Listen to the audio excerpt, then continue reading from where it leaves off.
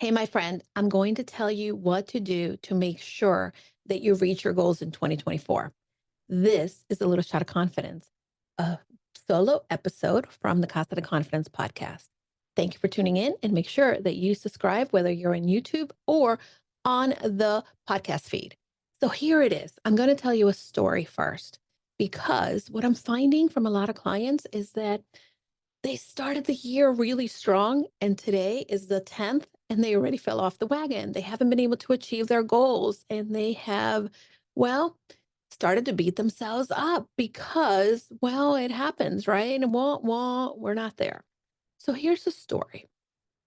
In 2018, I went to the Camino de Santiago with handsome, hot husband Dan, and we started to do the pilgrimage. And on the second day of the pilgrimage, we were going to hit one of the major attractions of the walk, and that is the wine fountain.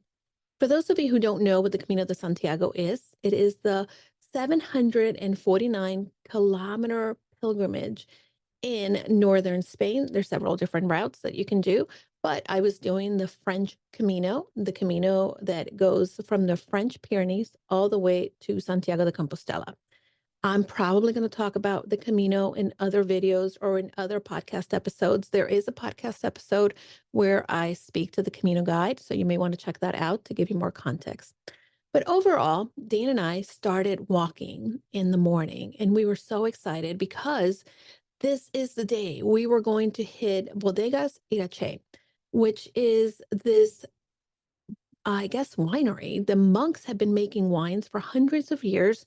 And because many of the pilgrims that are walking through are thirsty, they set up a wine fountain that you can walk up to and just fill up with wine.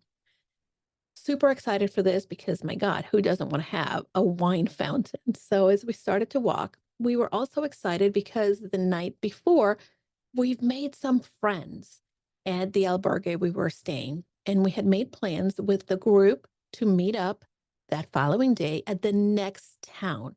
And it was going to be a great walk. The day was going to be gorgeous. And well, we set off. As soon as we were walking through the city, one of the things that I noticed is that indeed, Dan and I do not walk at the same pace. And it was really pronounced because he kept walking in front of me and I was like 10, maybe 20 feet behind him.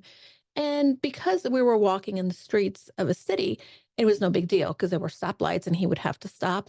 Then eventually we made it to the fountain and filled up with wine, had a great time. We stopped for lunch and I loved the day. So we began to walk again, and we knew that our destination was probably less than 10 kilometers away, I think. I actually should look at that number. But when we began to walk, again, Dan kept walking in front of me, and I was at a much slower pace. So I said to him, "Hey, keep going, go without me, and get to the town and make sure that you get to the albergue early. Check us in and make sure that we have a room and wait for me there. I should be there shortly. I mean, I'm not that far behind you." So again, Dan being Dan, he decided to keep going and he went ahead of me. As we kept walking, the day was just amazing. And I was looking forward to the town where we were going to stay because I was told that it's an old medieval town. And at the top of the town, there is a castle on the top of the mountain. And then the town is right below it. So I was told that as you were walking, you will know when you're getting closer because you can see the castle in the distance. And as we started walking, I kept looking, and then all of a sudden, I entered this forest, and it was a magical forest. It was so beautiful, and then the light of the sun was kind of peeping in, and it was nice and warm. And I kept walking, and I stopped every so often to just take in the nature. And also, my pack was heavy, so I needed to rest, but I kept going, etc. And then I came out of the forest, and again, not a cloud in the sky. And as I look into the horizon, I was in this very pretty trail. It was, not a like rustic trail, but really paved road, kind of like a sidewalk. But it was fields and fields of these beautiful red poppies. And I thought, wow, this is amazing. Like, there's not a soul in sight, and this is the beauty that this world has to offer. And I was really basking in that moment and looking at the sunlight, feeling the sun in my face, and I could see the castle in the distance. And I said, oh, good, I'm almost there. And I kept going and kept walking and kept walking. And there was another guy that we had seen some miles back at the fountain. And he was this nice little German boy, young man, rather. And he kept walking and he would pass me and wave. And I'm like, okay, hi, friendly as always. Then I stopped. He kept going. And finally, I got to another town, not the town where we were going. And I saw my little German friend. He had stopped at a cafe and he was playing the guitar. Now, of course, I knew that I couldn't stop because Dan was waiting for me. And it had been probably a couple of hours since we had parted ways, and I didn't want him to worry. Now, mind you, we did not have our phones on because, well, long story. As I kept walking, I kept thinking, "Ugh, I can't believe I'm not there yet. Oh my gosh, this is getting really hard." And it started to get harder and harder because, well, I don't like climbing uphill. Not my favorite thing. And as I kept going, the pack kept getting heavier and heavier. And then I kept getting colder and colder. And I could see the signs that said 5 kilometers, 3 kilometers, 2 kilometers. And by the way, that doesn't seem like a lot because how many of you have run a 5K? I have, and it's no big deal, right? But for whatever reason, this was taking forever. It was taking forever. And at one point, was about 1.5 kilometer away, and I stopped. I threw my pack down. I didn't think I had it in me to keep going. I am really ready to cry, but I'm like, no, I'm not going to cry. I'm just going to rest. And I kept thinking, no, you can't rest that long because Dan is waiting for you. He's going to worry. And I'm like, but I can't pick up the pack. It's so heavy. Oh my gosh, what are the chances that I can get an Uber? But I'm in the middle of nowhere. I can't get an Uber. So I picked up my pack and I said, all right, well, let's keep going. And I started to walk, and everything was uphill. And with every step, my body was just throbbing. My feet hurt. My pack was getting heavier. And then all of a sudden, I saw it in the distance, the entrance of the town. But it was still like, this is really freaking uphill. I could not believe it. So I'm going uphill, and I noticed that at the top of the hill, freshly showered and beautiful, was my handsome hot husband standing there waiting for me. And I got such joy and happiness watching him smiling and looking so handsome. And then he started to do something that I would have never done. He started to walk down the hill to where I was. And I thought, oh my God, this man loves me. He's so good. And he got to me and he said, I was getting worried. I asked the German guy who came by here an hour and a half ago, where were you? And he said he passed you a couple times. And I said, yeah, I told him to tell you I was coming. And I was still carrying my pack. And he said, okay, well, give me your pack. We'll keep, I'll help you. And at that moment, I realized that I didn't want to give him my pack. And I started to cry because the distance, which was not that long, seemed forever. And I had already been walking for so long and I'd been so tired that I wanted to really give up. Or I wasn't going to give up because, well, I needed to sleep somewhere, right? However, I knew that I needed to do that to prove to myself that I could.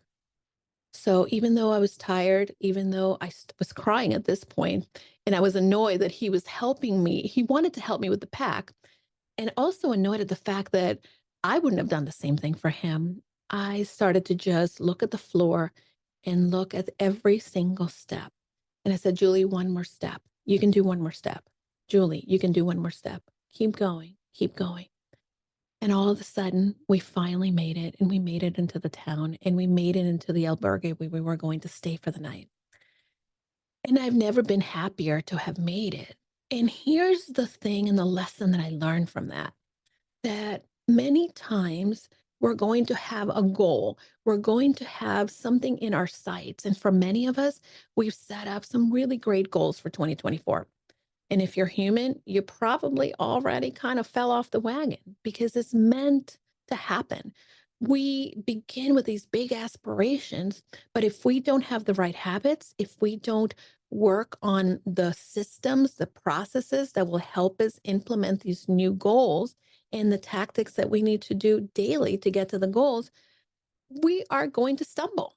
It's normal. Think about all the people that go to the gym and are there bright and early at 5 a.m. on January 2nd and 3rd.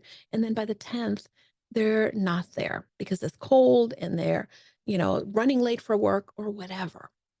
So, my friend, here are the lessons. Number one, despite the fact that the goal may seem really far away, it's okay. All it takes is putting one foot in front of the other. So if you stop and you fell off your wagon and you're taking a break, it's okay. You can start again. You can keep going. Pick up your pack and remind yourself what your destination is and why you're getting there, right? In my case, in the Camino, I was getting there because we were going to hang out with friends. We were going to meet up with this amazing group. Number two, as you're walking along, don't focus on the distance because it's going to get farther and farther away the more tired that you become. But really focus on the beauty of what's around you. And by the way, the other thing that happens, and this is really a key lesson, as you're in this journey to your goals, you're going to think that the highlight of your journey is going to be one thing. For me, I thought the highlight of my day was going to be getting to the wine fountain. But really, the highlight of my day was seeing my husband and having him come and walk alongside of me when I didn't think that I could do it. I also paid attention to the beauty that was around me because the destination was great, but the journey is what matters. So as you're getting into 2024, I want you to focus into the journey. I want you to focus on what is the next best step and give yourself some grace. We are going to take a little bit of break if we haven't been used to walking, if we haven't been used to moving along and going big. Now, I want you to tell me in the comments what your goals are, and I want you to tell me what can I do to support you? Because by the way, we can't do it alone. This community of confident you, Casa de Confidence, is here to come alongside with one another. Because when we feel that we can't make it one more step, having someone by your side will help you get to your goals. So thank you for listening. And again, if this was helpful, I ask you to share it with a friend and leave me a comment because I want to know if it made sense. All right. Until next week, this is Julie, and this is your little shot of confidence from the Casa de Confidence podcast. Bye. Hi, everybody. I know that sometimes we get very lonely in this entrepreneur journey, and I want to invite you to join us into our limited time only Purposeful You Mastermind. For many of us entrepreneurs, we believe that we can do it all, but the reality is that doing it alone only creates a lot of overwhelm. So join us at the Purposeful You Mastermind. You can find out more information by going to bit.ly/Julie's Mastermind. This is going to be the place where you are able to then unlock your full potential and achieve long-term success for your business. Push you behind your current limits, expand your connections, discover new ideas, and implement them with confidence. You're going to get the support in all aspects and transforming you to the six-figure business you've been looking for. Pause and get off the hamster wheel if you've been spinning around. This is a time where you can get that support from like-minded entrepreneurs that are here to join you in your journey. Together, we can challenge the assumptions and land the speaking engagements and opportunities we want to grow our business and make an impact in the lives of people. See you then. Remember, you can find the mastermind at bit.ly, Julie's Mastermind.